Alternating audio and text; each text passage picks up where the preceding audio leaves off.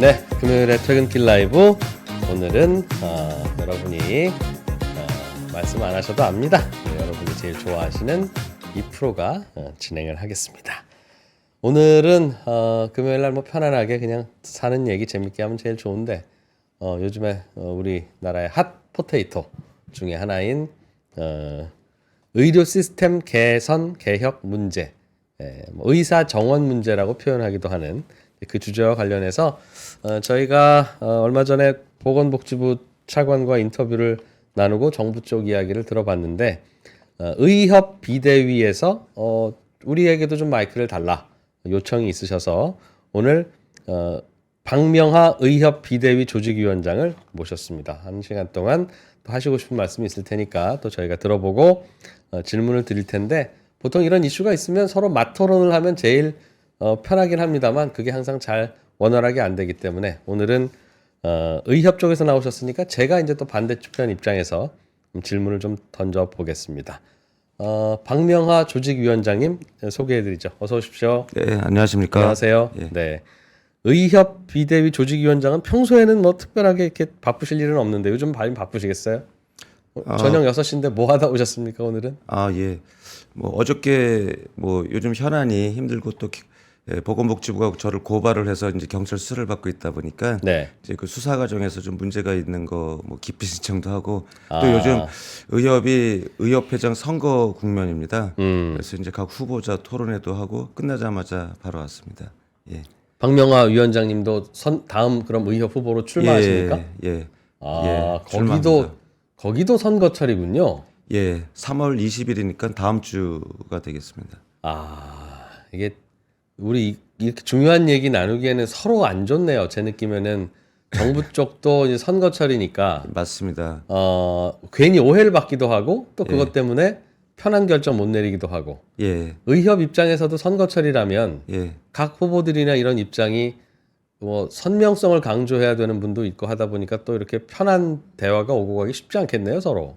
뭐 그런 측면이 있긴 하지만 원칙적으로 뭐 후보자들뿐만 아니라 의료계의 의사들의 대부분은 예. 뭐 과도한 의대 증원 정책이라고 생각하기 때문에 그거에 대해서는 다 공감대를 갖고 있습니다. 물론 이제 다양한 직군에 있는 분들이 필요성을 더 느끼는 분도 있고 오히려 좀 감원을 해야 되는 거 아니야? 이렇게 생각하시는 다양한 부분이 있다는 거는 좀 맞고요. 네. 그런데 이제 그 부분에 대해서 이제 제일 이제 걱정을 하고 문제의식을 갖고 있는 의대생하고 전공의 선생님들께서 지금 이제 정부는 이제 집단 뭐 사직 뭐 동맹 휴가 그렇게 표현을 하긴 하지만 이제 저항 운동을 하고 있는 것이죠. 알겠습니다. 오늘은 표현은 뭐 동맹 파업이든 저항이든 네. 이제 그 입장에 따라서 네. 설명해 주시면 저희가 네.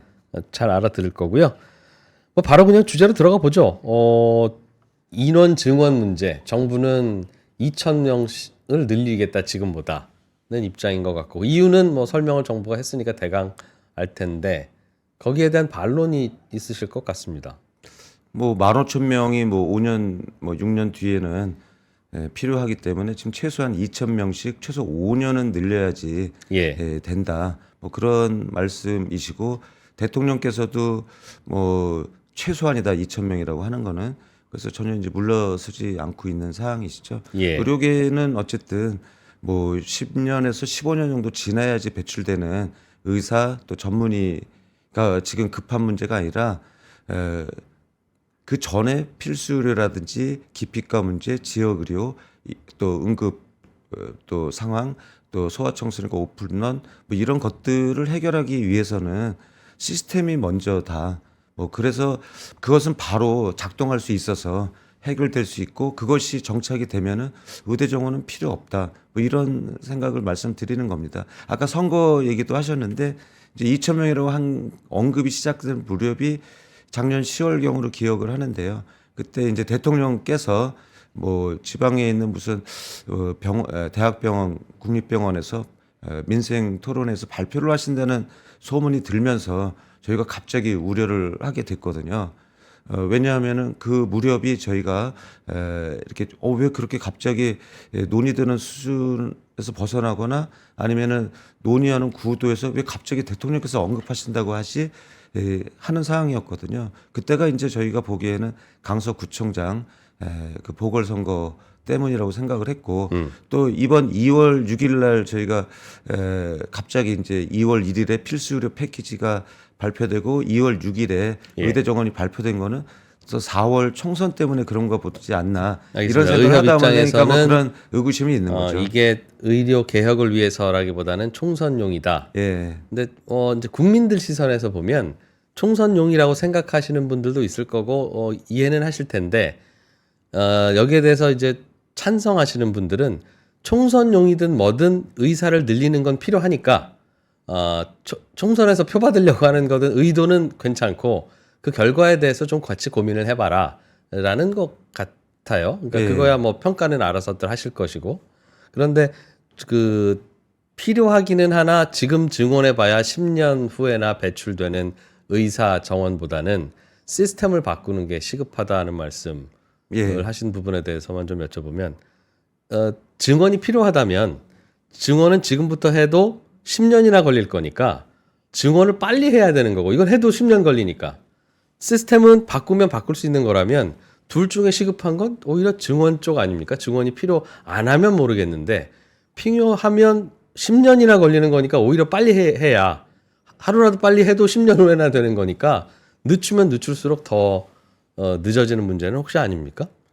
시스템을 개선을 하고 그것이 제대로 작동된다면은 예. 의대 정원 증원이 필요 없다는 입장이다 보니 아. 그러다 보니까 이제 시스템이 급하고 시스템이 더 우선이다 하는 말씀을 드리는 거고요.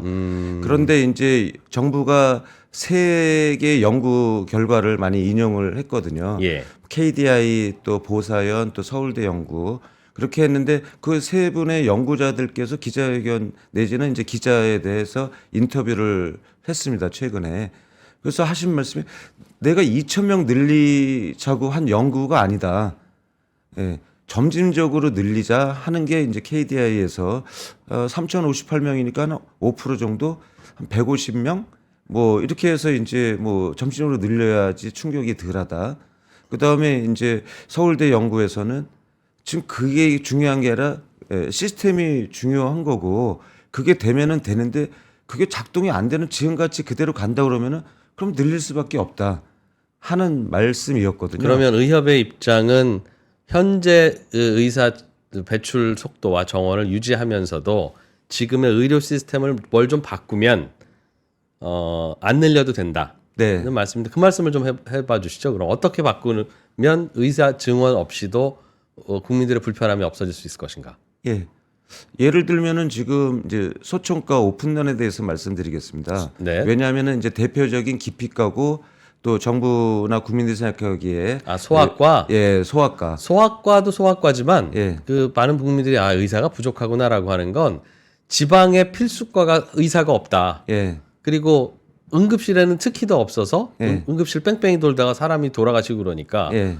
진짜 부족한가 보다. 예. 필수과는 정말 부족한가 보다라는 생각을 갖고 있습니다. 예. 같이 좀 섞어서 설명해 예. 주시죠. 뭐 필수과고 또 그런 지방에서는 더 귀한 소아과고 서울에서도 귀한 소아과거든요. 네. 그리고 이제 대학병원에서도 소아과 교수님을 구하기가 좀 쉽지 않은 상황이기도 네. 하고 전공의들도 어쨌든 소아과 지원율이 계속 떨어지고 있지 않습니까? 뭐 그래서 이제 결국 전반적으로 따지면은 그렇고 정부가 계속 이제 소아과 오픈런을 갖다가 하면서 국민들께 불안감을 이제 조성하고 있다 생각하는 거거든요. 일단은 인구 구조가 점점 이제 노령화되고 초고령화 사회로 가고 있지 않습니까? 뭐 나중에 또 저한테 질문을 하실 수가 있겠죠. 의대 정원 문제에 대해서 초고령화로 가니까 이제 그분들의 의료 수요를 감당할 수 있느냐 뭐 하실 수도 있고 여태까지 많은 이제 연구자나 정부에서 그런 말씀을 하시긴 했지만 일단 소아과 문제를 보면은 1970년도에는 100만 명이 넘는 아이가 태어났습니다. 매년. 예. 2000년에는 60만 명대가 태어났고요. 예. 작년에는 20만 명대 태어난 것은 이제 아시지 않겠습니까? 2000년하고 지금 2023년을 보면은 소아 소아과 전문의가 한 40% 이상 늘어난 것 같습니다. 거의 뭐 상당히 많은 인구는 소아 출생아 수는 줄어드는데. 격감을 했는데 네. 100만 명 아니 그러니까 60만 명대에서 20만 명으로 왔는데 예. 2000년하고 2023년만 비교해 예, 예. 2022년만 예. 비교해도요. 그런데 소아과 전문의들은 계속 배출이 되고 되고 있었다는 그분들은 거죠. 계속 활동을 하시니까. 네, 그렇죠. 네, 늘어날 것 같습니다. 소아청소년과 예. 선생님들이 계속 배출이 됐죠. 그런데 이제 주변에 왜 새벽 5시에 가서 줄을 서고 그다음에 진료를 받기 위해서 대기 시간도 길고 왜 그 고생을 해야 그러냐. 되느냐 하는 예. 게 이제 국민들도 이해를 못 하고 정부도 이제 그런 설명을 많이 하지 않았습니까? 네. 예. 그런데 국민 여러분들께서도 생각을 하시면은 도대체 그런 오픈런을 하는 병원이 도대체 얼마나 많이 있다는 뜻인지, 그러니까 주변의 소아과가 모두 다 오픈런을 하고 있는 상황인지, 1년 내내 오픈런을 하고 있는 건지, 아침, 점심, 저녁 다 오픈런인지를 갖다가 저희는 이해를 못 한다는 거죠. 가끔 몰릴 때가 있고 몰리는 곳은 그렇죠. 있으나 예. 몰리는 몰릴 곳만 시즌도 있습니다. 몰리는 시간 시즌 몰리는 예. 의원이 있을 예. 뿐이지 다른 곳은 그 시간에 가도 다른 데는 그렇죠. 비어 있습니다. 그 예, 말입니까? 맞습니다. 그러면? 왜냐하면은 대부분의 많은 소아청소년과 선생님들은 소아과 선생님들은 오픈런이 뜨는 병원이 도대체 어디야? 이러고 있거든요. 과장이다 이 말입니까? 그런 데는 있겠죠. 뭐 예. 이렇게 신도시에 아직 좀 들어오기 전이라든지 예. 아니면은 우리 아이의 어머니, 부모님들 또 보호자들께서 저 병원 잘 고치고 저 병원 아주 친절하고 다 좋아. 시설도 좋고 규모도 있고 믿을만해. 그런 데는 이제 몰릴 수가 있겠죠. 뭐 음식점에 맛집 같다고 생각을 하긴 하는데요. 근데 아까 다시 본론으로 들어와서 그 많은 소아청소년과 의사 선생님들이 그러면 소아과를 안 하고 어디에 있느냐 하면은 소아과를 할 때에 애들이 그 지역에서 성장을 하니까 네. 두 가지 선택, 세 가지 선택이 있습니다. 그냥 소아청소년과 간판을 계속 붙이면서 그냥 거기에서 그냥 환자가 있든 없든 그렇게 이제 계시든가 수입 감소를 감수하고 아니면 좀 더 적극적인 분은 애들이 많은 신도시나 그런 젊은 엄마, 산모들이 있는 곳으로 이동을 하든가 아니면은 이제 간판을 바꿔 달아야죠. 노인 환자, 어른 환자를 보려고 그러면은 누가 소아청소년과로 오겠습니까? 그래서 무슨 소아청소년과에서 무슨 의원으로 바뀌게 되는 거죠. 그런데 국민 여러분들 중에서 노인분들이나 어르신들은 거기 의원이 하나 생겼고 그래서 이제 또 잘 하셔서 가는데 또 애기 엄마들 같은 보호자 입장에서는 소아과가 여기다가 없어졌나 보네 하는데 거기에 밑에 보면 진료 과목들이라는 게 다 있거든요. 뭐 소아과만 가는 게 아니라 이비인후과에도 이비인후과 그다음에 진료 과목 소아과 이렇게 있으니까 그런데 거기에 소아과 선생님 전문의가 계심에도 불구하고 여기는 소아과가 아닌가 소아과가 이렇게 하니까 그렇게 느끼는 것이다. 예, 또 다른 소아과를 찾아가셔야죠. 소아과 사례는 뭐 예. 보는 각도에 따라 그럴 수 있습니다. 그러면서 또 나머지 분들은 요양병원에 가 계시고 다른 곳에 이제 가 계신 거죠. 뭐 그런 것들이 다른 전문과도 마찬가지입니다. 그러니까 지역 필수과도 그렇게 좀 과장되었다고 지역에도 보겠어요. 마찬가지죠. 그러니까 저희 의사들이 하는 얘기가 뭐 다른 업종도 다 마찬가지라고 생각을 하는데요.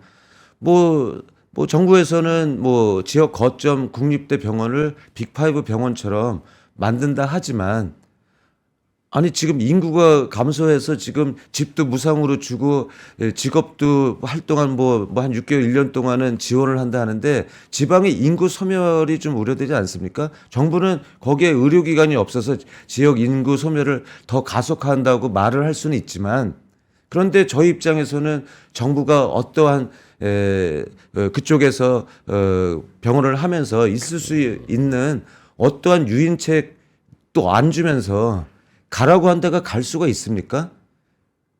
환자가 없고 국민이 없으니까 의료기관이 없는 거죠. 지금 그래서 그럴 것 같아요. 그래서 뭐 예. 모자라는 것이 부족한 것이 왜 의사 선생님들이 안 가셔라고 하는 게 아니라 예. 입장 바꿔서 지금 상황이면 안 갈 수밖에 없겠다. 예. 실제로 그런지 몰라도 연봉이 뭐 몇 억씩 하더라도 가는 의사가 없다 하니 예. 뭔가 다른 불편함이 있으니까 안 가겠죠. 연봉 말씀도 좀 오해가 있을 수가 있어서요. 네. 많은 의사들이 자기 근무하는 직원하고 그러니까 가져가는 소득이 비슷한 수준의 의사 선생님도 있으니까 이제 항상 이제 연봉 내지는 수입이 나오면은 네. 이제 굉장히 좀 높은 수준이 이제 발표가 되잖아요. 예. 그러면은 많은 의사 선생님이 나도 웬만큼 이렇게 지역 사회에서 활동해서 번다 생각하는데 저거 어떻게 된 거지? 이렇게 하게 되는 경우가 많이 있다는 말씀이죠. 그게 매출이라든지 그러니까 다 비용 제하고 매출로 했을 수도 있고 한 명이 근무하는지 뭐 4명 5명이 근무하는지 수술 위주의 병원인지 검사 위주의 병원인지 다 다양하니까요. 네. 그런데 이제 그 병원은 이제 그러니까 지방의 의료원 같은 경우가 그런 경우가 좀 많이 있는 것 같아요. 그러니까 지방의 의료원에서 이제 인력을 구하는데 1억으로 구하려다가 안 되니까 2억이 되고 2억으로 구하려 되니까 3억이 되고 하는데 가도 이제 한 분의 전문의를 구하는 경우가 대부분 많거든요. 그러니까 2명, 3명이 있어야 교대로도 돌아가는데. 그렇죠. 그 한 분이 낮에 외래 보고 또 짬을 내서 병실도 관리를 해야 되고 그다음에 혹시 응급실에서 콜이 오면은 멀리 가지 말고 근처에서 술도 좀 웬만하면 드시지 마시고 이따가 응급실 콜이 오면 좀 봐주세요 하는 조건으로 하니까 요즘 같이 MG를 포함한 이제 워라밸을 따지고 뭐 이런 상황에서는 이러다 죽겠다 하는 생각을 하니까 이제 못 가게 되는 상황이라는 말씀도 드리겠습니다. 그러면 부족한 건 아니고 의사들은 여기저기 넘치는데 네. 환경이 갈 환경이 아니니 환경만 바꿔주면 된다. 예, 그렇죠. 쪽으로 요약이 그리고 됩니다. 예, 맞습니다. 거기를 가게 하려면은 어떻게 시스템을 좀 바꾸면 되겠습니까? 거기를 가게 하려면은 예. 거기에 가서 유지할 수 있게끔 수가 문제를 해줘야죠. 예. 지금도 정부는 이제 뭐 100%의 정책 수가해서 지방에서 이제 뭐 출산을 하게 되면 그 산부인과에 예. 100%를 더해준다. 뭐 하는 경우도 있고 해서 많이 이제 전향적으로 바뀌기는 했지만 그 100%라는 게 인구가 아까 말씀드린 대로 100만 명 보던 시대에 산부인과가 유지하려고 그러면은 어느 정도의 그 수가로 유지됐었는데 그게 인구가 줄다 보니까 100만 명 시대에서 20만 명 되는 상황의 수가에서 매번 뭐 3%, 5%, 1%, 2% 오르는 상황에서 저수가가 유지되다 보니까 그거에 100%를 줘봤자 이게 뭐지? 인구는 격감을 하고 있는데 이런 생각을 하는 것이고 지역에서도 마찬가지로 거기에 있으려면은 환자가 없고 국민이 없으니까 그럼 내가 소아과든 뭐 내과든 정형외과가 그러면 하루에 서울에서는 뭐 60명을 봐야지 기본적인 소득을 갖는다 그러면은 지역에서는 10명, 20명 봐도 그거를 유지할 수 있게끔 해줘야 되는 그런 시스템이라는 얘기고요. 저도 이제 국민적 생각을 해보면은 물론 이제 군마다 면소재지마다 출산을 할 수 있는 산부인과도 있으면 좋고, 그 다음에 이제 소아과나 모든 전문가들이 면소재지마다 다 있으면 좋긴 하지만, 과연 그게 우리나라의 그 인구 분포라든지 이런 상황을 봤을 때 꼭 그렇게 의사를 늘려서 거기에 모든 지역마다 촘촘하게 그런 시스템을 맞춰놔야지 국민들이 좋아하고 경제적으로 그게 바람직한 거에 대해서는 저는 의사이기도 전에 국민으로서 그게 바람직하는 생각을 해요. 만약에 이제 면소제가 아니라 좀 광역화한다면은 이동 시스템을 잘 하고 한다면은 뭐 우리나라 교통망도 좋고 하니까 무슨 그게 더 말씀인지는 효율적이지 알겠는데 않을까 하는 생각도 무슨 합니다. 말씀인지 알겠는데 이 부분을 혹시라도 오해해서 들으면 네. 의사 숫자는 조절할 수 없고 국민들이 수요를 의사에 맞춰라. 의사가 여기 있으면 이쪽으로 오면 되지. 모든 지역으로 다 가야 되느냐라는 말로 들릴 수 있을 것 같아서 그런 의도는 아니신 건 알겠는데. 당연히 그런 의도는 아니죠. 왜냐하면은 의사들만을 위해서 하는 것이 아니라 이게 의학교육 문제뿐만 아니라 국가 경제적으로 국민의 의료 부담도 늘어나니까 과연 그 부분을 갖다가 예측을 하시고 알겠습니다. 국민들께서 찬성하시냐 하는 몇 가지 거죠. 좀 질문을 좀 드려볼게요. 네. 그러면 의사 증언이 필요 없으면 그 현재의 의를 가지고도 지방에 가서 할 거면 거기에 예산을 많이 투입해서 지방에서도 할 수 있게 하고 예산만 늘리면 지금 있는 의사 숫자로도 충분하다. 네. 라는 말씀이신 것 같은데. 뭐 지금 상황에서 이제 뭐 항상 저희가 원점 제로이라는 말씀을 하니까 네. 이제 제로 한 명도 못 늘리겠다고 하면서 정부랑 협상도 그렇고 이제 논의회장으로 와달라고 하다 보니까 예. 대통령부터 거기는 2,000명이고 또 이제 의사협회나 비대위나 모든 의사들은 0명이다 이렇게 생각하니까 뭐 협상할 것도 없이 그냥 모든 토론회에서도 차관이 나오고 뭐 반대편에도 뭐, 알겠습니다. 이거는 끝까지 간다 하는 얘기인데 꼭 그렇다는 얘기는 아니란 말씀을 드리는 겁니다. 네. 근데 정부의 입장을 또 설명 들을 기회가 있어서 들었는데 증언만 해서 된다는 건 아니고 시스템도 바꿔야 된다는 표현이 이제 뭐 수가를 좀 높이고 지방에도 의사가 가서 환자가 많지 않아도 충분히 병원이 돌아갈 만한 그런 예산을 지원을 해주면 되는데 이제 설명은 그런 겁니다.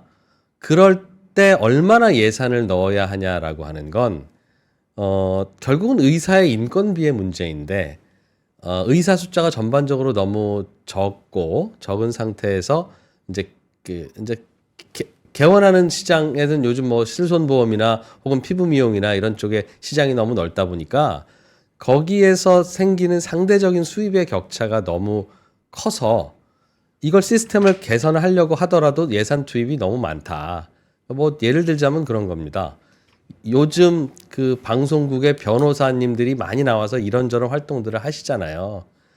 예전에 변호사가 숫자가 적을 때는 변호사님 와서 좀 이거 방송에서 좀 얘기 좀 해주십시오라고 하더라도 오실 변호사를 찾기가 어려웠어요.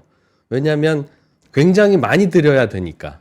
근데 늘리고 나니까 이제는 출연료 조금만 들여도 변호사님들 오시는 경우가 있잖아요. 그것 때문에 하는 건 아니겠으나. 그러니까 그것처럼 늘리고 나면 구하기가 훨씬 쉬울 텐데 물론 그 과정에서 변호사님들은 평균적인 소득은 내려갔겠으나 그렇게 해야 뭔가 예산을 적절하게 투입을 하더라도 그게 돌아가지. 그 맞춰줘야 할 급여가 계속 높은 상태를 유지하면 그럼 예산도 이렇게 따로 올라가야 되는데 이 예산을 어디서 구하냐. 그러니 결과적으로는 의사들의 평균 소득 자체를 좀 낮춰놓고 그건 의사들한테는 불편한 일이겠죠. 그러나 그렇게 해야 예산을 투입했을 때 이 의사들이 이쪽으로 이동도 하고 하는 거니까 같이 가야지 이 인원을 그대로 둔 상태에서는 시스템만 개선해도 돈이 무한대로 투입되면 괜찮지만 그 예산에도 제한이 있으니 같이 움직여야 되고 그게 2,000명이든 1,000명이든 증언이 필요하다는 설명인데 그 설명에 대해서 다른 부분이 있으면 설명을 좀 해주시죠. 예. 뭐 일단 말씀하시는 게 낙수 효과를 보겠다. 그러니까 넘치고 넘쳐서 이제 가다 보면은 이제 서로 경쟁도 되고 해서 필수과든 지역이든 갈 사람 가고 뭐 이쪽에서 경쟁 치열하면 글로 가고 뭐 이런 말씀이신 것 같고 또 경쟁이 많이 늘어나면은 그러면은 이제 경쟁 사회에서 이제 뭐 이렇게 소득도 낮을 수 있지만 뭐 소득보다도 어쨌든 국민들이 지불하는 비용이 낮아지니까 그에 따라서 뭐 소득도 줄 수 있지 않겠나 뭐 이런 말씀을 하시는 거로 들립니다. 예. 그런데 이제 변호사랑 의사랑 다르다 하는 걸 갖다가 이제 의사는 많이 생각하고 변호사도 전문직이기 때문에 어느 정도는 좀 그럴 수 있다는 측면이 있긴 하지만 의사는 좀 더 다르다 하는 거죠. 그러니까 변호사는 갈 수 있는 곳이 의사들보다는 훨씬 다양하고 많은 영역에서 참여할 기회가 많다. 그래서 말씀하신 대로 저도 이제 여러 이제 회의체에 가 보다 보면은 옛날보다 많이 뭐 시청 회의나 정부 회의에 보면 변호사님들이 많이 계시더라고요. 그래서 뭐 저도 이제 국민들 입장에서는 그런 역할을 해주시는 변호사분들이 계셔서 뭐 전체적으로도 많은 의미가 있겠다 생각하는데 의사는 그 일 외에 다른 거 하는 통로가 굉장히 적습니다. 생각하기에는 뭐 제약사도 갈 수 있고 뭐 연구기관도 갈 수 있고 뭐 국제기구도 갈 수 있고 뭐 그렇게 하실 수 있지만 그런 것들은 굉장히 갈 수 있는 포션이 굉장히 적기 때문에 의사 면허 갖고서 할 수 있는 부분은 환자를 돌보고 살피고 하는 의사로서의 역할을 이제 할 수밖에 없고 그런데 이제 변호사도 그렇고 의사도 그렇고 뭐 자동차 정비하시는 분도 그렇고 본인의 업무에 대해서는 소비자보다는 많은 거를 좀 알고 있기 때문에 의사들은 어느 정도의 수입을 갖다가 유지하기 위해서는 국민들한테도 피해가 없는 정도의 제한을 할 수가 있고 요것보다는 이게 치료 효과는 요만큼 좋은데 비용은 좀 이만큼 높습니다. 할 때에는 국민들은 받을 수 있잖아요. 그런 여러 가지로 해서 뭐 모든 의사들이 다 대부분은 훌륭한 인성을 갖고 잘 하지만 어떤 식으로 이게 흘러갈지는 잘 모르겠다 하는 거죠. 의사들이 다른 대안이 없다는 건 이게 뭐 본인 시각에 따라 다른데 제 경험에 그러니까 의사 자격증이 있는데 다른 일을 할 게 없어서가 아니라 다른 일을 할 필요가 없을 만큼 의사에 대한 수요가 많기 때문에 왜 저는 의대 나와서도 의사 공부하다가도 잡지사를 만들 수도 있고 의사 공부하다가도 기자가 될 수도 있고 의사 공부하신 분들 중에는 또 뭐 학자가 될 수도 있고 우리 사학과 나온다고 다 역사학자 되는 거 아니잖아요. 네. 그만큼 이제 수요가 많지 않으니까 다른 네. 일도 하시는데 네. 의사 선생님들은 다른 쪽에서 안 받아줘서가 아니라 예. 현장에서만 하기에도 의사가 너무 부족하고 빡빡하니까 다른 곳으로 안 가는 거 아닌가. 예. 그렇게 생각할 수는 없습니까?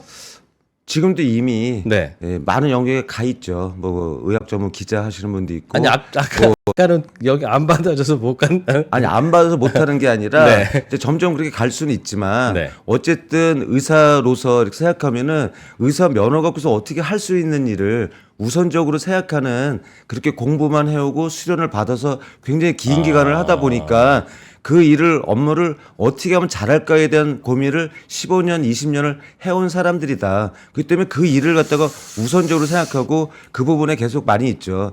지금도 뭐 어떤 스타트업을 해서 뭐 의사보다도 의사로서의 생활보다도 네. 훨씬 자유롭고 또 엄청난 부를 축적하거나 하신 분도 있고 또 이제 아주 유명 정치인도 그런 과정을 거쳐 정치도 하고 다양한 일을 하긴 있죠. 그런데 의사는 어떤 직능 그런 배우신 분들보다도 그 업무에 이제 많이 충실하는 거죠. 저도 서울대 화학교육과를 졸업하고 의대를 갔기 때문에 화학교육과 그 상황에서 보면은 대부분 많이 선생님도 가시고 교수로도 가고 연구소로 갔지만 저같이 좀 이상하게 의대를 가는 경우도 좀 있긴 한 것처럼 모든 분야가 다 그렇긴 하겠죠. 뭐. 알겠습니다.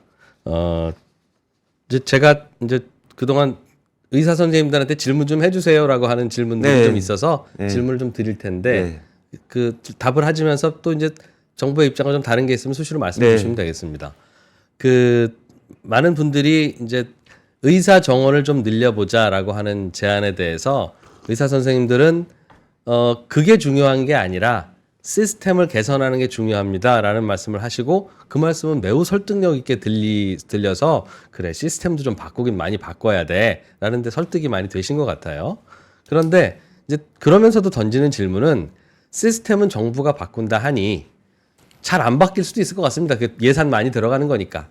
심지어 안 바뀐다고 가정하더라도 지금보다 의사 숫자가 늘어나는 게 지금보다는 우리나라 국민들의 의료 환경이나 시스템이 그래도 한 뼘이라도 나아질 것 같은데 그게 전부는 아니겠으나 그런데 특히 그 뭐 필수과 의료과에서 종사하는 분들조차도 특히 병원에 전공의 하시는 분들도 왜 그렇게 정원에 늘리는데 반대하시는지 모르겠다.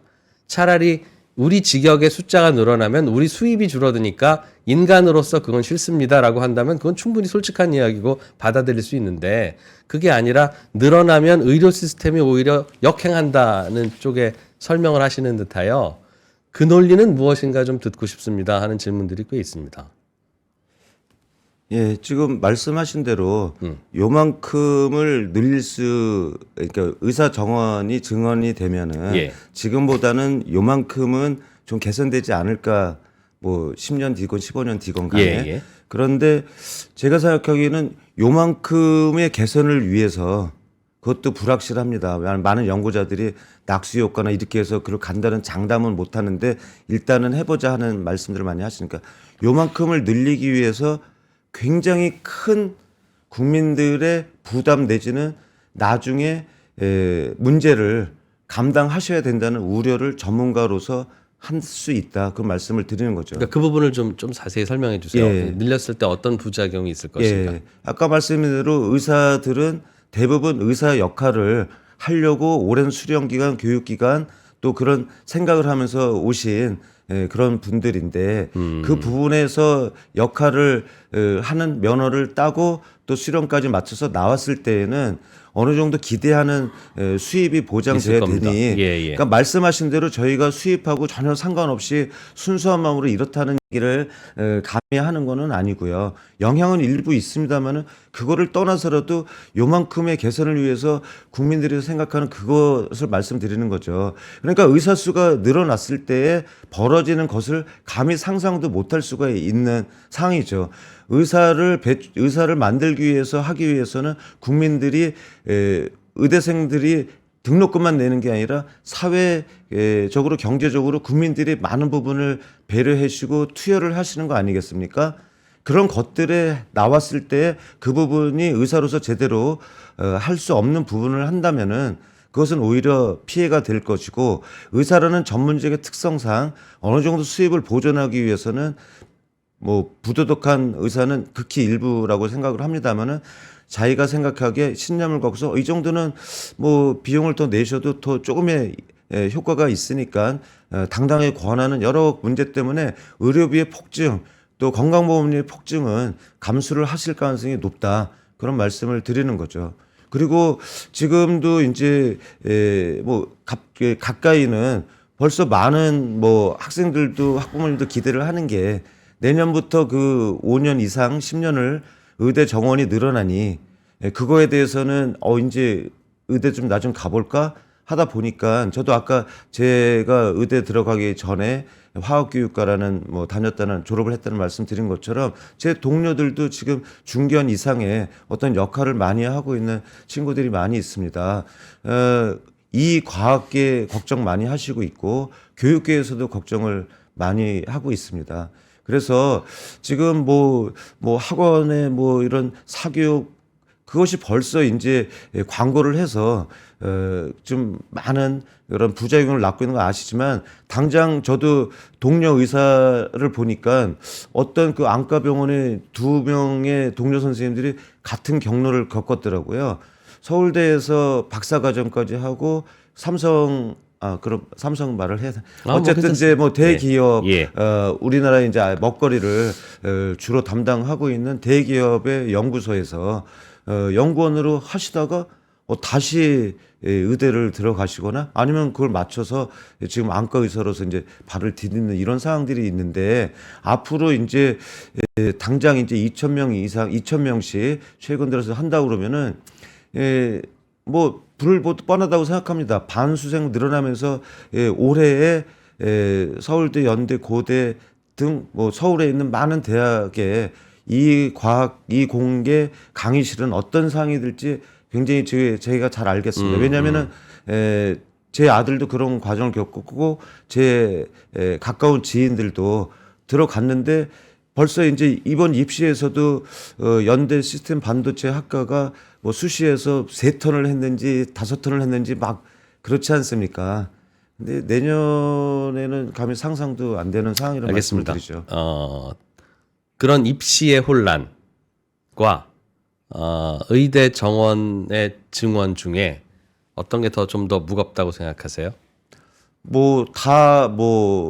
입시 교육 문제는 백년지 대계라고도 하고요. 입시가 좀 더 중요하다. 더 중요하죠. 중요한데 2,000명을 늘리든 2,000명을 안 늘리든 저희 입장에서는 시스템이 굴러가고 이거 갖다가 잘 배치만 하면은 되는데 무리한 것을 해서 긁어부스럼 내지는 엄청난 나중에 우리가 후회를 할 수 있는 일을 갖다 버리는 거에 대한 전문가로서 안타까움을 하는 거죠. 의사의 그럼 재배치라고 하면 현재는 우리가 생각하기에는 비필수 미용 의료 쪽은 과잉이라고 생각하고 있고 이것도 뭐 중요한 부분이긴 합니다만 필수 의료 쪽은 부족이라고 생각하고 있는데 이걸 재배치를 하면 아직 안 늘려도 우리가 충분하게 의료 수요를 받아낼 수 있습니다라는 말은 비필수 미용 의료 쪽으로 가 계신 분들이 그분들도 의사 선생님들이니까 필수 쪽으로 돌아오게 물론 이제 성형외과 의사를 다시 심장외과 의사로 바꿀 수는 없을 것 같지만 이제는 더 이상 성형외과 의사로 가지는 말고 이제 이제부터 배출되는 학생들은 다 심장외과나 중요한 쪽으로 가게 하면 이제 뭔가 그럼 다 수요가 맞습니다. 이런 뜻인가요? 그 뜻도 있고요. 그 부분 먼저 설명을 드리면은 뭐 사람의 속성, 뭐 의사도 사람이니까요.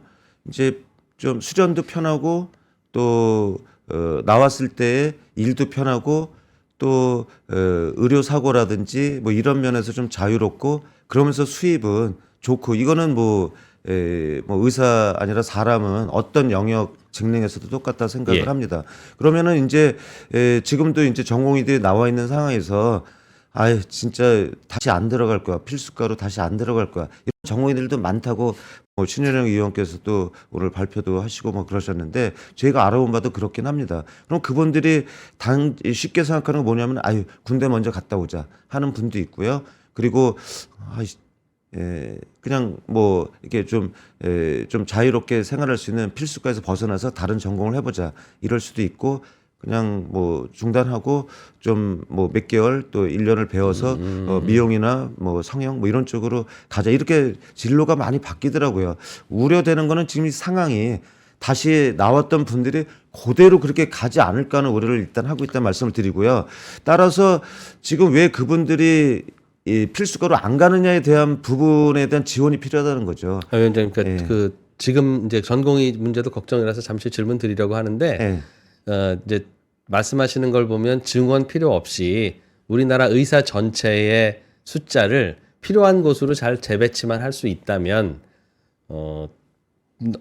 괜찮다고 하시는 것 같아서 그럼 어떻게 하면 그게 그렇게 되겠습니까? 하는 질문을 드리는 거예요. 그러니까 필수과라든지 이런 부분에 대해서 적정하게 수가를 줄 수 있어야죠. 그러니까 예를 들어 소청과 같은 경우 뭐 10,000원 정도의 수가를 받는 거죠. 그러면 이제 거기에 뭐 20% 정도 정도의 이제 본인 부담을 내서 국민들은 이제 싸게 저렴하게 이용하시는데 그거 갖고서 인구 구조가 이렇게 됨에 따라서 내가 70명, 80명을 봐야지 어느 정도 수입이 된다 하는데 환자가 20명, 30명을 본다 그러면은 그걸 보존을 해야지 거기에 그분들이 있게끔 하지 않겠습니까? 그런 얘기를 하는 거고 그다음에 아까 제가 언급한 것처럼 그 일을 하다가 이제 어떤 그 미국에서 저희 의사들 사이트에서 좀 감동을 주거나 맞아 이렇지 하는 분이 한 게 자기가 미국에서 활동을 하다가 서울의 뭐 빅5 중에 한 곳에 초빙을 받아서 왔고 이제 그랬는데 거기에서 소아 관련한 암 관련한 아주 고명하신 선생님이셨던 것 같아요. 미국에서는 자기가 있으면서 한 번도 의료 소송을 안 당했는데 여기에 자기가 와서 있던 뭐 최근 뭐 한 3년, 5년 제가 몇 년은 기억 못하지만 그 짧은 기간에 소송을 뭐 한 5번 정도 받으셨다고 합니다. 그 받은 게 뭐냐 하면은 아니 림프암이 의심이 돼서 생검을 했는데 다행히 양성이고 괜찮습니다 했더니 왜 쓸데없는 거 했냐고 소송을 받았다는 겁니다. 암으로 인해서 입원하고 하나가 열심히 치료하다가 폐렴으로 이제 문제가 되니까 아니 왜 폐렴을 갑자기 만들었느냐 하면서 소송이 온다는 거예요. 이제 이런 여러 가지 하다가 하는 그런 면책이라든지 10,000원짜리 10,000원 받다가 갑자기 민사 소송을 받으면은 뭐 억대는 쉽게 나오고 10억 이상 나오다 보니까 그런 거 하지 말고 이렇게 하자 하는 분위기라는 얘기고요.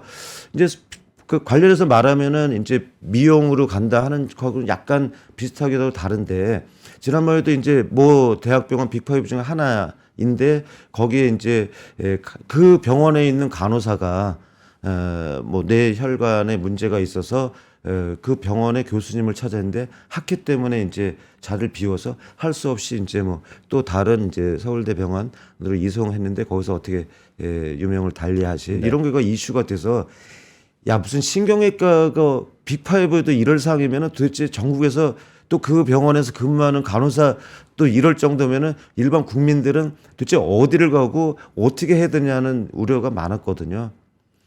우리나라 신경외과 의사 선생님들은 수준도 굉장히 높고 OECD 정부가 항상 주장하는 OECD 비교에서도 신경외과 전문의는 굉장히 높은 수준입니다. 그냥 단순한 일반 의사 전체로 해서 뭐 일본하고 똑같은 2.6명이다. 미국이 2.7명이다. 밑에 멕시코밖에 없다. 이런 얘기가 아니라 각각의 전문의들은 굉장히 많은 OECD에서 상위권이라고 저는 알고 있습니다. 그런데 그분들이 어디에 가 계시냐? 왜 대학병원에서 뇌혈관을 안 하시고 왜 1차 의료 그분들이 가서 이제 뭐 성형 수술한다는 얘기는 아닙니다. 예. 그분들이 1차 의료기관이나 다른데 그 2차 병원에 가서 하시는 일은 뭐 정맥류 쪽 그거는 흉부외과 쪽 그것도 뭐 같은 얘기입니다. 예. 흉부외과 쪽에서 이제 정맥류도 하시지만 뭐 이렇게 경추나 요추의 뭐 디스크라든지 뭐 이런 관련한 것들을 또 상당히 많이 하시거든요. 뭐 통증 관련도 많이 하시고 그러니까 대학병원에서 그 수술하시는 분이 거기에서 역할을 많이 할 수 있고 거기 유지할 수 있고 계시도록 해야지 다른 부분으로 이렇게 배치가 안 되게 하는 게 잘못됐다는 그런 말씀을 드립니다. 꼭 단순히 피부 미용 성형하고만 문제되는 건 아닙니다. 잘 재배치를 하려면 예산 투입이 충분히 되면 된다. 예산이라는 것도 네. 이제 국민들이 내주시는 건강보험료죠. 근데 건강보험료를 갖다가 이제 하려고 그러면은 굉장히 좀 까다롭습니다. 이제 아랫돌 빼서 윗돌 개는 식이 될 수밖에 없는 게 저희가 이제 상대가치 이제 수가라고 해서 이제 그 전체적인 총점은 정해져 있고 얘를 갖다가 그렇지 얘를 갖다가 높이려고 그러면은 좀 다른 부분을 좀 낮춰야 되고요. 하니 이제 그 안에서 움직이다 보니까 이제 의사들은 답답한 상황이 벌어지는 거고요. 그래서 추가로 더 투입을 해서 기존 거는 건들지 말고 기존 거를 뭐 건드는 것도 어느 부분 저희도 인정하기도 하고 그런 쪽으로 가는 것에 대해서는 우리 거 절대 뺏기지 않을 거 이런 얘기는 아닌데 그것조차 하려고 그러면 이제 건정심이라는 구조에서 정부가 거기서 이걸 하려고 하는데 장담은 못하고 열심히 논의는 하겠다. 근데 정부 말도 안 들어서 거기 가봐야 되겠습니다 하고 건보 재정 외에 다른 예산을 하려면은 기재부가 또 기재부 열심히 제가 설득하겠습니다. 이렇게 가다 보니까 지금까지 몇 년 동안 그런 의료계의 요구가 제대로 반영되지 못해서 시스템이 계속 정체되어 있다고 보는 거죠.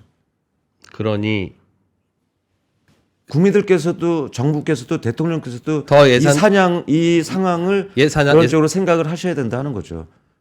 건보도 좀 증대를 해야 되고. 모르겠습니다. 정부 말은 못 믿겠다고 하면 그건 이제 그동안의 히스토리도 있고 하니까 이해가 안 되는 말은 아니나 정부 안에는 그거 하자는 것도 하겠다. 그런데 그거 하면서 증원도 같이 하면 더 효율적인 것 같아서 증원도 하겠다는 게 아닙니까? 정부와는 그렇게 이해하고 있지는 않으세요? 그래서 이제 2월 1일에 필수 의료 패키지도 하고 그래서 맞습니다. 필수 의료 패키지 안에 굉장히 이제 나열을 굉장히 많이 하셨죠. 저희도 이제 이런 의대 정원 문제 때문에 이렇게 쭉 보는데 우려를 많이 하는 게 맞아 이거는 우리랑 논의했던 근데 이거는 우리랑 논의 안 했던 건데 근데 우리랑 논의했던 그 큰 제목 밑에도 이게 뭐야? 이거 이상한데? 이런 거를 저희가 이제 우려하고 있거든요. 그거에 대해서도 뭐 나중에 시간 배정해 주시면 잘 해보겠습니다만은 정부는 2,000명이라는 것에 절대 물러서지 않고 말씀하신 대로 시스템도 바꾸고 또 이렇게 의료계가 원했던 이 부분도 해결하고 다 하겠다고 하면서 이해를 못하겠다. 논의도 28차례나 충분히 했는데 이해를 못하겠다. 되게 답답하실 거라고 생각합니다. 저희도 답답한 게 그게 거짓이고 그다음에 정부는 2,000명에 매몰돼 있구나. 이런 생각을 하는 거죠. 그러니까 여태까지 그 말 나오고 논의한 게 수년이고 10년이 넘었어요. 근데 여태까지도 계속 이제 필수 의료 패키지 중에 의사 선생님들이 좀 바꿔주세요 하는 시스템도 바꾸겠다고 하는 내용이 들어 있다면서요. 그런 저희가 옛날부터 얘기했던 아까 그 중에 하나가 뭐냐면은 면책 부분이죠. 그러니까 뭐 의료사고에 대해서 뭐 이렇게 면책을 하겠다고 하고 한다면서 할지 안 할지에 대한 그 의구심은 있으나 정부가 그걸 할 부분이 아니니까요. 그거는 오래전부터 하겠다 했는데 시민단체에서도 환자단체에서도 반대를 하고 또 여야의 입장이 다르고 이거는 국회를 통과해야 되는 법인데 그것을 갖다가 뭐 해주겠다 한다 하니 지금 작년에는 재작년에는 할 수 없는 부분을 갖다가 어음처럼 부도 수표가 될지 어음이 될지 어떻게 될지 모르는 것 갖다가 한다고 하면서 저희가 생각하기에는 이거는 너무 과도하고 국민들도 여론이 돌아서고 있지 않습니까? 90% 가까운 국민이 찬성한다고 하는 것도 정부가 됐던 얘기예요. 그 정부의 필수 의료 패키지 안에는 그동안 의사 선생님들이 해달라고 하는 것도 들어있고 다만 아무리 봐도 이건 정부가 못할 것 같은 집어넣은 것도 있어서 이게 좀 못 믿었다. 해달라고 한 것도 왜곡돼서 이런 식으로 해결을 한다고 그러면 우리는 아닌데 그러면 그거를 가지고 뭐 이걸 좀 바꾸자 이건 아닌 것 같다 어떻게 그 소송 문제를 정부가 해결하냐, 국회를 통해서 해결해야 되니 이걸 빼라. 그럼 이런 논의를 해야지 왜 증원 문제만 가지고 싸우세요? 증원이 시급하기 때문입니다. 정부도 예. 그 수십 개를 나열한 것을 필수 의료 패키지라고 해서 국민을 현혹하게끔 냈지만 그런 것들을 어떻게 해결하겠냐 하면은 의료개혁 특별위원회를 만들어서 이제부터 이제 전문가들 뭐 의료계뿐만이 아닙니다. 다양한 분들로 의료개혁 특별위원회를 만들어서 이제부터 논의를 하겠다고 하니 네. 당장 의대 정원 문제는 정부가 오늘 발표했나? 당장 이제 각 대학에 2,000명에 맞춰서 배정을 하겠다고 이제 시작을 했잖아요. 그러니까 의사 입장에 보기에는 이거는 나중에 얘기해도 되는데 예. 의대 정원 한번 늘어나고 나면 이것도 이제 감당이 안 될 것 같으니 예. 이거는 막아야 하겠다는 뜻인 걸로 이해는 되네요. 그렇습니까? 막는 것보다도 대화의 채널에서 제대로 논의 좀 해보자 하는 알겠습니다. 겁니다. 저희가 어떻게 그러면 막겠습니까? 그 역학관계에 대해서도 이해를 합니다. 그런 차원에서 하나 질문 드리면 의약분업을 시작할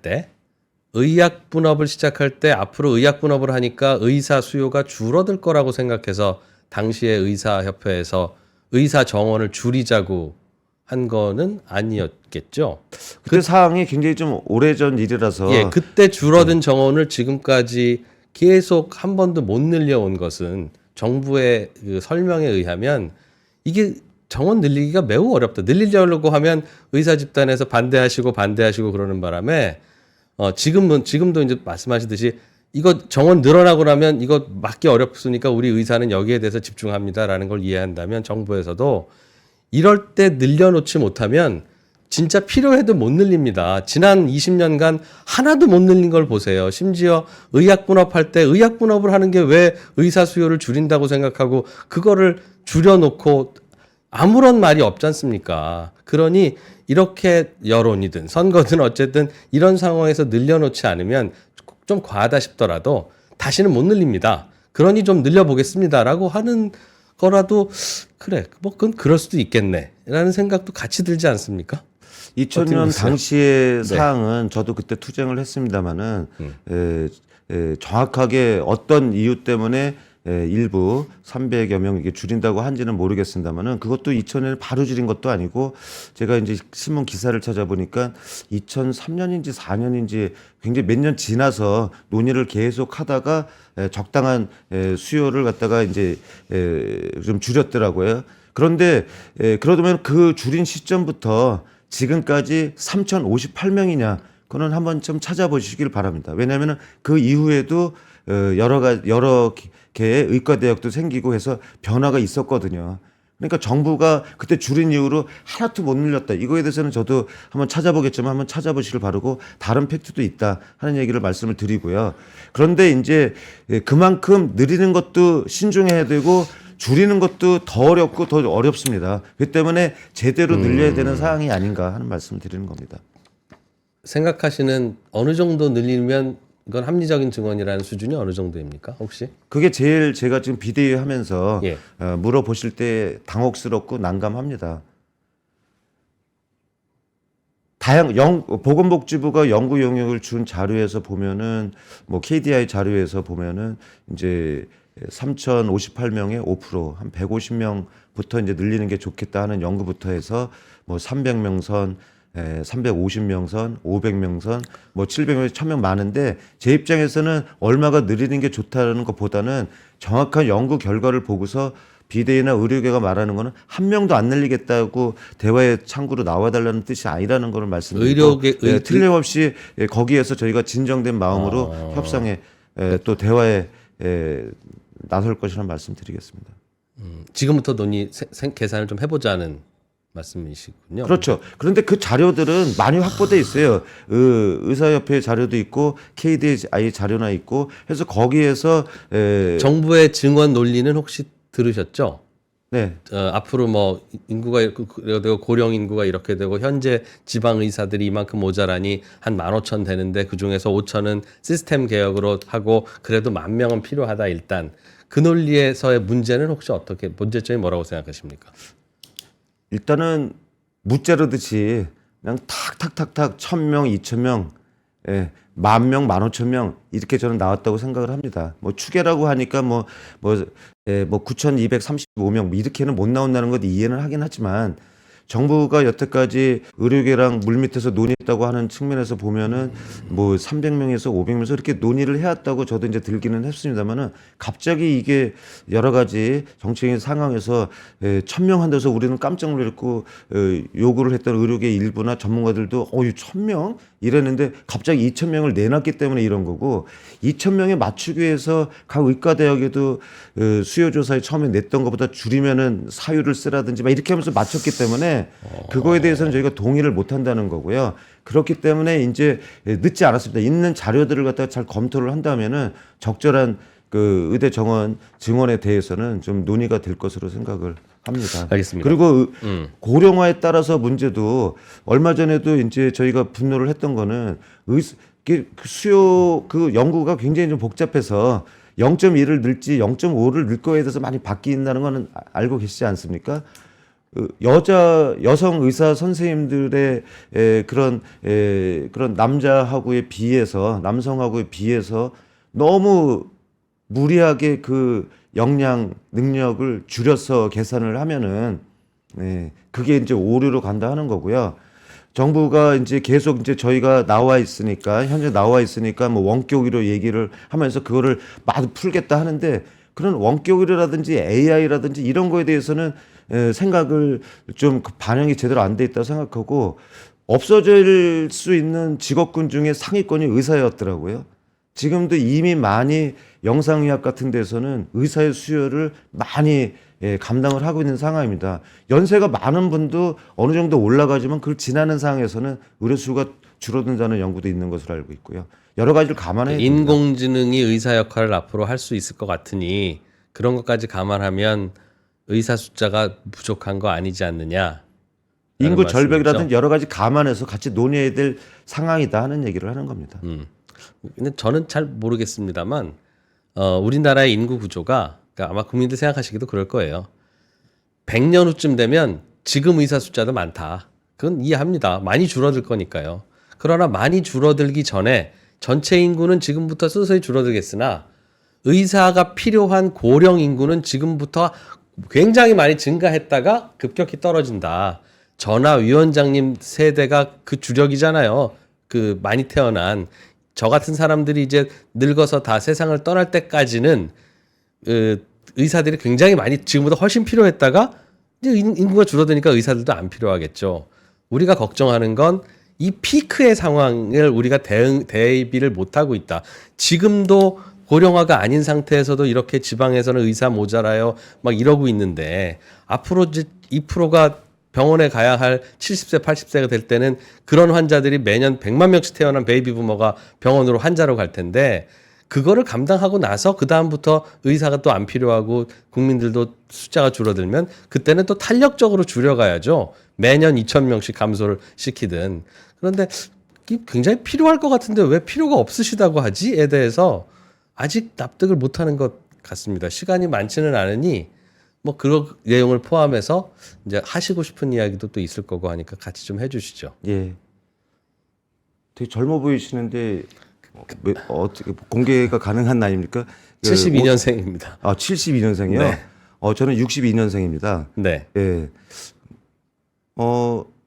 제가 베이비 부머 세대의 거의 끄트머리라고 생각을 했고 70년대생도 어느 정도는 이게 되시긴 58년 하지만 62년생의 한 해 출생 인구와 예. 71, 72, 73의 한 해 출생 인구는 비슷합니다. 예. 인구 구조가 쌍봉이에요. 예. 쌍봉이었고요. 중간에 네. 이제 떨어졌다는 걸 갖다 이제 생각을 했었네요. 뭐 그 사이에 많이 안 떨어졌습니다. 한 80만 명 태어나다가 다시 늘어났으니까. 예. 그래서 어쨌든 환갑잔치를 옛날에는 많이 했고 저도 우리 아버지를 이렇게 업고서 막 이렇게 연애 장소에서도 하고 그랬던 것 같은데 건강하시잖아요. 옛날에는 이제 뭐 60만 넘어도 그래도 많이 뭐 좀 아쉽지만 뭐 하고 70 넘으면은 그래도 뭐 그런 얘기를 들었지만 지금은 저도 이제 동네의원에서 환자를 볼 때 나도 저분처럼 살았으면 좋겠다 하시는 80대, 90대 건강하신 분을 많이 보고 있습니다. 그렇기 때문에 여러 가지 것을 갖다가 이제 감안을 해야 되고 의사는 한번 배출이 되면은 그러니까 예를 들어서 이제 20대 초에 이제 의대생이 된다고 하면은 뭐 30 초반에 뭐 의사가 되고 뭐 전문의나 뭐 펠로우나 한다 그러면은 뭐 35세까지 갈 수도 있지만 그분들이 역시 이제 인구 구조에 따라서 오래 살고 건강하게 살다 보니까 그분들이 이제 의사 생활을 하는 거는 한 40년 이상은 하시거든요. 예. 배출된 상태에서 줄인다고 해도 그게 효과를 나타내면은 지금 뭐 10년이 있어야지 의사가 배출된다 하지만 줄이는 효과는 10년이 아니라 30년 이상이 걸린다고 좀 판단을 하고 있으니까 뭐 다른 분들이 그거에서 반박해 주시기를 바라겠고요. 여론에 대해서 이제 제가 이제 말씀드리고 네. 예. 끝내려고 합니다. 지금 자료가 뭐 나오나 엔터를 네. 쳐야 되나요? 예. 네. 뭐 보고 말씀하시면 되겠습니다. 먼저 나온 거 하겠습니다. 신현영 의원실에서 뭐 젊은 의사, 뭐 학생 대상으로 설문을 한 것 같습니다. 이 상황에서 돌아가도 다 한국에서 다시 그 자리로 갈 거냐에 대해서는 저렇게 회의적이다. 그래서 빨리 해결이 됐으면 좋겠다. 의사들이 지금 집단 우울증 상황에 빠져 있다 말씀을 그러니까 드리겠고요. 의대 증원 발표 전에는 한국에서 의사생활 하겠습니다가 97%였는데 네. 이 상황을 겪고 난 다음부터는 나 그럼 해외 나가겠습니다라는 분들이 많아졌다는 말씀이네요. 네, 의대생 전공의뿐만 아니라 지금 현재 교수님께서도 미국 의사 공부를 하신다고 하는 말을 들었습니다. 그리고 저는 저 밑에 이제 저건 정치적인 거니까 넘어가고요. 이 부분을 말씀드리고 싶습니다. 얼마 전에 이제 연합뉴스 관련해서 48%나 현재 2,000명 증원에 찬성한다는 말이 나왔었는데 그 본문을 읽어보니까 36%는 너무 과도하다 줄여야 된다고 11%는 증원 포기. 이제 증원을 갖다가 현행대로 유지를 해야 된다. 그래서 48대 47이라고 저는 들었거든요. 정부의 그런 얘기랑 다르게 본문까지 보면은 이제 90% 가까운 상황에서 반반 왔다는데 이거는 이제 여기 나온 것처럼 갤럽 조사인 것 같습니다. 정부 안대로 정원 확대 추진해야 된다가 47%, 규모 시기를 조정한 중재안을 마련해야 한다는 41%, 정원 확대하지 말아야 된다가 6%. 그러면 결국 47대 47인가요? 이게 국민들의 여론이 돌아왔다는 거는 이 엄중한 상황에서 정부가 의사 또 전공의 학생들에 대해서 너무 강공으로 가고 있다는 겁니다. 빨리 국민들께서는 이 상황을 정부가 알겠습니다. 의료계가 같이 해주길 바란다는 네. 뜻으로 생각하고 싶습니다. 마지막으로 그 전공의 선생님들, 인턴 레지던트를 합쳐서 그렇게 부른다고요. 대학병원에서 저임금으로 고생하고 있다고 들었고 그분들이 사실상 대학병원 운영하고 있다고도 들었습니다. 평소에도 매우 힘드셨을 것 같아요.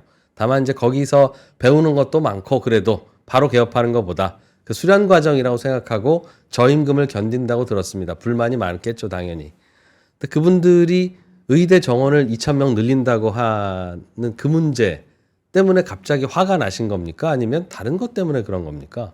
2월 1일 필수 의료 패키지부터 예. 좀 이게 뭐지 하는 분노를 좀 하시기 시작하신 것 같고요. 2월 6일에 정부의 2,000명 발표한 직후에 바로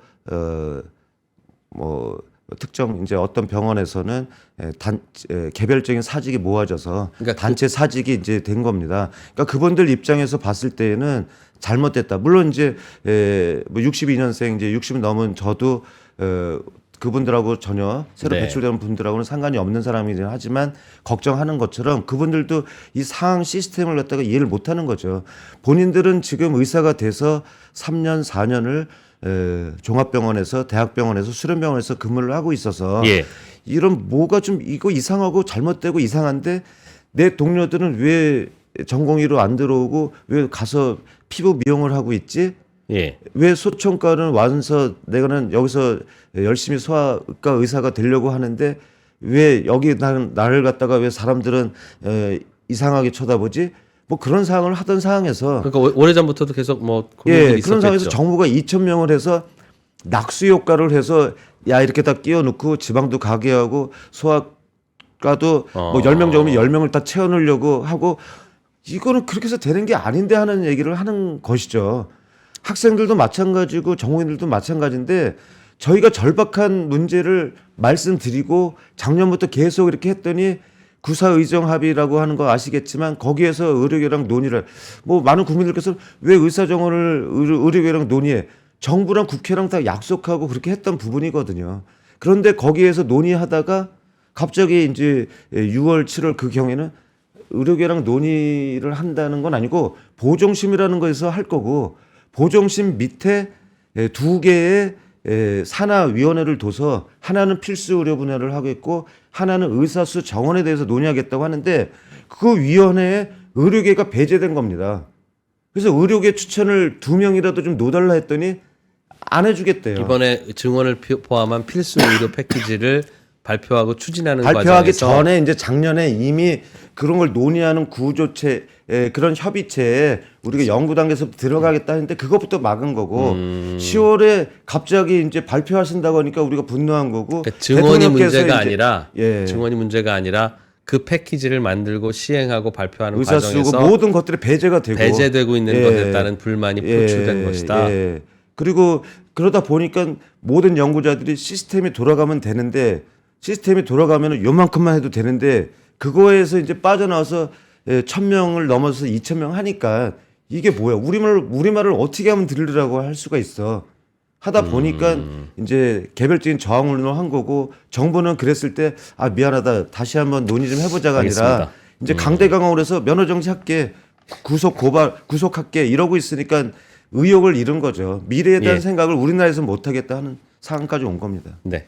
앞서 말씀드린 대로 지난번에 저희가 그 의사 선생님들 몇 번 여쭤서 인터뷰한 후에 보건복지부에서 요청이 있어서 인터뷰를 한번 했고 그걸 보시고 이제 의협 비대위에서 우리도 좀 반론을 할 수 있게 해달라 해서 오늘 인터뷰를 저희가 청해서 만든 겁니다. 네. 뭐 다 이제 그 부분에 대해서는 하신 말씀은 다 전한 것인지요. 마무리를 좀 할까 싶은데. 아 예. 뭐 기회를 주셔서 감사하고요. 네. 일단은 국민 여러분께 이런 걱정을 끼쳐드리고 한 것에 대해서는 죄송스럽고 송구합니다. 정부에다가 계속 얘기를 한 것은 우리가 한 명도 안 늘리겠다가 아니라 정확하게 연구 자료를 보고서 필요한 거 빨랑해서 급한 불도 끄고 그리고 제대로 시스템 갖춰서 필요하다면은 그래도 필요하다면은 늘리는 것도 고려해 볼 수 있고 그래서 이제 협상장이 열리는 거지 정부부터 대통령까지 2,000명은 전 도대체 물리질 못하겠고 여기에 저항하고 있고 이거 잘못되다고 하는 분들은 이거는 불법이고 그분들은 단호하게 내 처리를 하겠다 이렇게 해서 가게 되면은 알겠습니다. 국민들도 힘들고 저희도 힘들고 저희 진정성을 좀 믿어주시길 바랍니다. 협상의 여지를 좀 더 넓혀주고 대화를 했으면 좋겠다. 예. 알겠습니다. 의사들 중에 다양한 목소리들이 있을 텐데 한꺼번에 다 받아서 하시기가 쉽지는 않으실 텐데 예. 그래도 기왕 이렇게 되셨으니 또 잘 마무리가 되시길 바라겠습니다. 예, 오늘도 걱정을 많이 했는데 그래도 편히 해주셔서 감사합니다. 그래 앞으로도 수시로 뭐 하시고 싶은 말씀 있으시면 저희가 예. 이 이슈가 계속 되는 한은 예. 언제든지 마이크 이슈가 없기를 바랍니다. 예, 감사합니다. 네, 잘 해결되길 바라겠습니다. 의협 비대위 박명하 조직위원장이었습니다. 고맙습니다. 네, 감사합니다.